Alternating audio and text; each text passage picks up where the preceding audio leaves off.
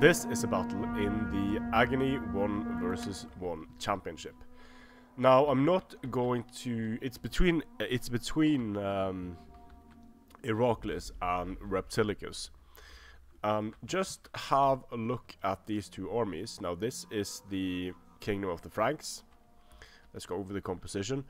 Skirmish cavalry on the flanks. 4 of these Frankish cavalry. 1, 2, 3, 4, 5, 6, 7 skirmishers. 1, 2, 3, 4, 5, 6 swords. Okay, is this Reptilicus's army or is this Iraklis's army? Then for the Lombards, we have swordsmen, Lombard axes, Lombard clubs, all down the line. Gestad swords, Lombard clubs, swordsmen, swordsmen. For skirmishers, we have archers, a bunch of those. And then we have Lombard lancers and Lombard lancers. So have a guess, is this Reptilicus's army or is this Iraklis's army? Before you keep watching this video, tell me which army you think is being commanded by Iraklis and which army you think is being commanded by Reptilicus.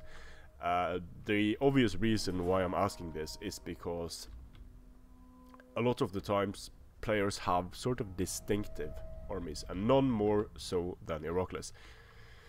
So let's see how it goes. I've never seen this many skirmishers in battle before. Now this is an army that has, in my opinion, a singular purpose. It has the most cost-effective cavalry of the Franks. It has the sturdiness of the Frank mainline infantry, together with the ability to kill a lot of cavalry quickly. Also, the ability to kill a lot of lightly armored infantry quickly. So the infantry holds, the skirmishers take care of any cavalry and go and hammer the lightly armored Lombards. The Lombard clubmen are, I mean, they only have 20 melee damage, only 10 bonus versus infantry, but when they go into shield wall, they're looking at 20 bonus versus infantry, and they can do reasonably well in shield wall. The only problem is that without armor, these units are going to take massive casualties on the charge from a unit with a decent charge bonus. And if you compare the 20 melee damage and 20 attack against infantry, compare that to what happens to the mounted swords here. They're getting a total of 50 potential damage, and they are a much sturdier unit. So they are more expensive, of course, but in order for a unit to be good at absorbing charges in shield wall and not just be a supporting unit in shield wall, then you really need to have a bit of armor, good melee defense, and more men are going to be alive to fight back.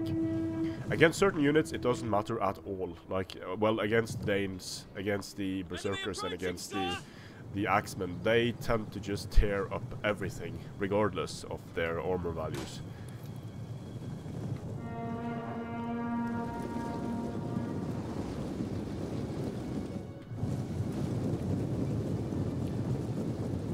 So moving up aggressively is the...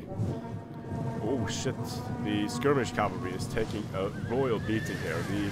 The archers were not sleeping on their posts. They saw what was happening, turned around and gave the skirmish cavalry a volley.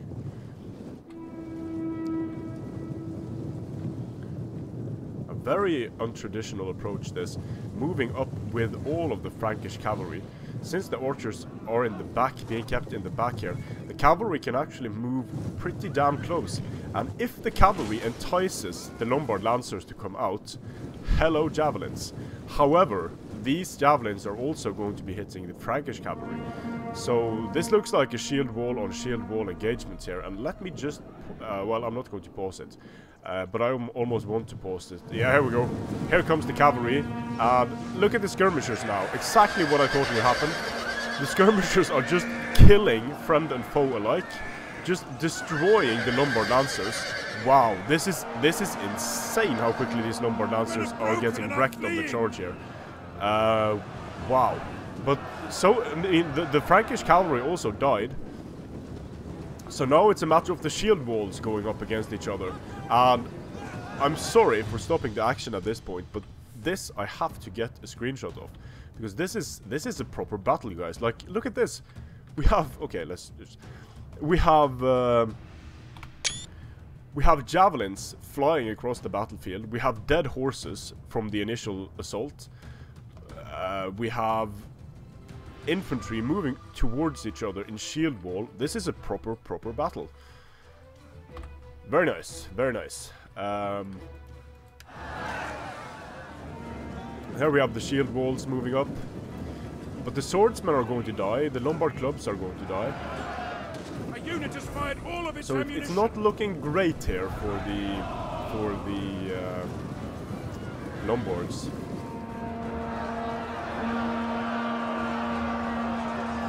The mounted swords moving into the Gestalts. In this particular case, the mounted swords are going to get beat up.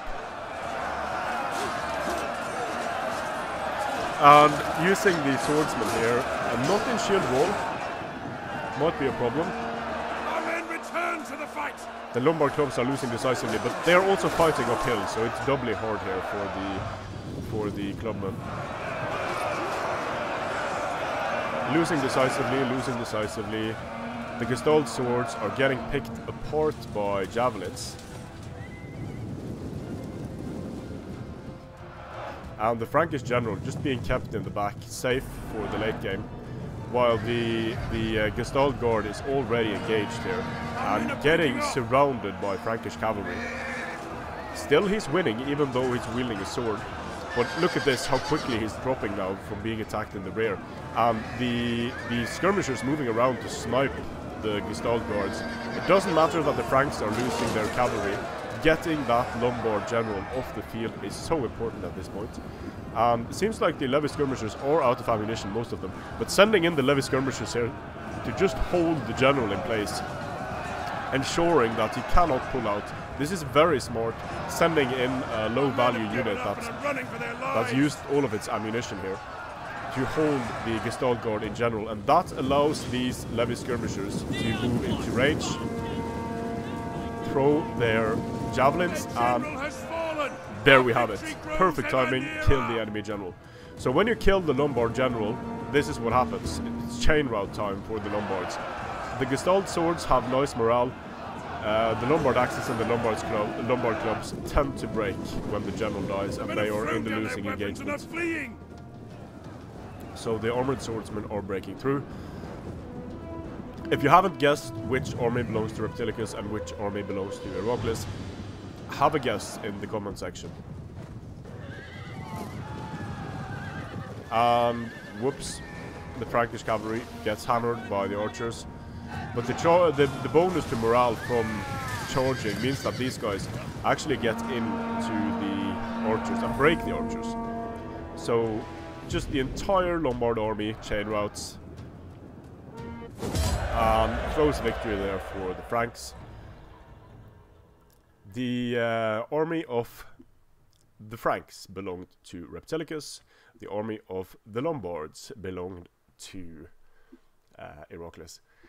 If I was to guess, if I didn't know which army belonged to which player, I would guess that the Charlemagne army belonged to Iraklis, while the Lombard army belonged to Reptilicus, both in terms of playstyle and in terms of army composition, because this army is very Iraklis, whereas this Lombardian army isn't really that Iraklis. So congrats to Reptilicus. That was a pretty cool army, I have to say. Very focused, and a good example of how versatile the Kingdom of Charlemagne can be, because they have such a wide variety of units and the sturdy main line, of course. So the Lombards, they were picked apart here. They're I mean, killing off 6 of these armored and mounted swords with the infantry that the Lombards have here is going to be exceptionally hard. And when the Frankish cavalry was used almost as a sacrificial unit, but not, I mean, they are not cost effective when you send them in against Lombard lancers, and skirmishers kill the crap out of those Lombard lancers. But considering that the Franks have such an abundance of sturdy infantry, and considering that the Lombardian infantry overall has fairly low armor values, these skirmishers just, I really like the skirmishers, the way they were used in this battle. Also going hunting for the general in the late game was really cool. Strength and armor.